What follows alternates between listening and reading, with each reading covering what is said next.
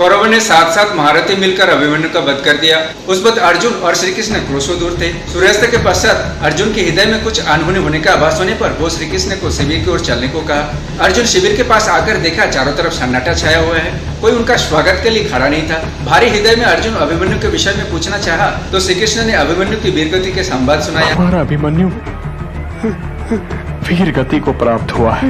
अर्जुन अपने भाइयों से अपने पुत्र की वीरगति का कारण जानना चाहा तो युधिष्ठिर ने कहा कि जयद्रथ अकेले हम सबको चक्रव्यूह प्रवेश मार्ग में रोक लिया। श्री कृष्ण ने कहा कि कल जयद्रथ अकेला नहीं था, उसके साथ में शिव जी का वरदान था कि एक दिन के लिए सही वो पांडवों पर भारी पड़ेगा। अर्जुन अपने पुत्र अभिमन्यु का शव देखना चाहा। पुत्र का शव कहाँ है?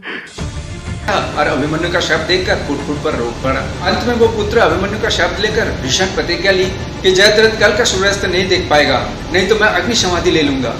आपको अगर महाभारत पसंद है, जय श्री कृष्ण कमेंट जरूर करें। मैं तुम्हें वचन देता थी, कल सूर्यास्त से पहले जयद्रथ का वध नहीं किया तो मैं अग्नि समाधि ले लूंगा। अभिमन्यु वध पर अर्जुन ने भयंकर प्रतिज्ञा लिया, जिससे जयद्रथ और कौरव शिविर में डर का माहौल हो गया। जयद्रथ डर के मारे गुरु द्रोण के पास आकर सुरक्षा के विषय में जानना चाहा। गुरु द्रोणाचार्य जयद्रथ को संपूर्ण सुरक्षा का आश्वासन दिया।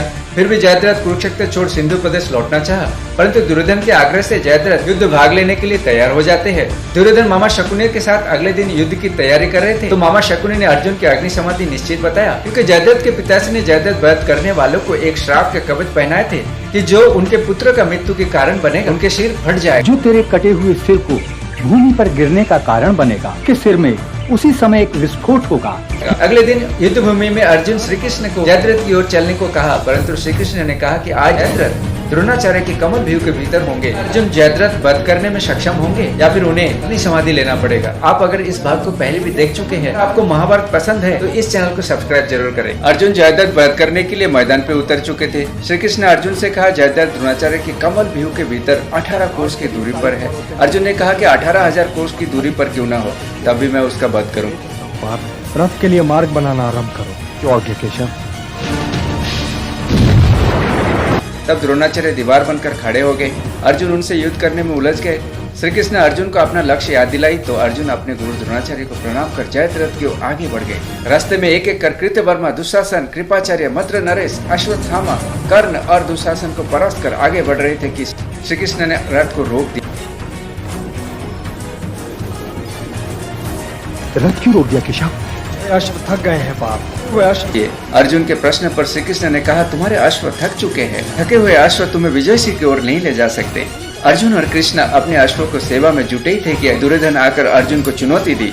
श्री कृष्ण ने दुर्योधन से कहा कि अर्जुन अभी रथ पर नहीं है, लेकिन दुर्योधन एक नहीं सुनी, अर्जुन पर बाण चला दिया। अर्जुन दुर्योधन को परास्त कर आगे बढ़ गए जयद्रथ वध के लिए।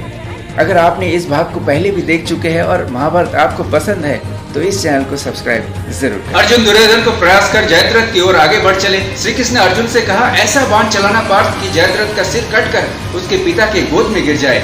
उसके पिता का वरदान है कि जो उसके पुत्र के सिर को भूमि पर गिरा देगा, उसके सिर पर एक विस्फोट हो जाएगा। अर्जुन श्री कृष्ण को आश्वासन देकर शंखनाद किया, जिससे दुर्योधन सूर्यदेव से शीघ्र अस्त होने के लिए प्रार्थना करने लगते हैं। फिर अर्जुन जयद्रथ का भीषण युद्ध शुरू हुआ। श्री कृष्ण ने अपनी माया से सूर्य को ढक दिए, जिससे कौरवों को लगा कि सूर्य अस्त हो गया और अर्जुन को अग्नि समाधि लेने को कहा। परंतु कुछ क्षण बाद श्री कृष्ण पुनः अपनी माया से सूर्य को दिखाकर अर्जुन को कहा कि वो है सूर्य और वो है जयद्रथ, और फिर अर्जुन जयद्रथ का वध कर दिया। महाभारत का इस सीन को आप कितने बार देख चुके हैं, कमेंट में जरूर लिखें और इस चैनल को सब्सक्राइब कर जुड़े जरूर रहे।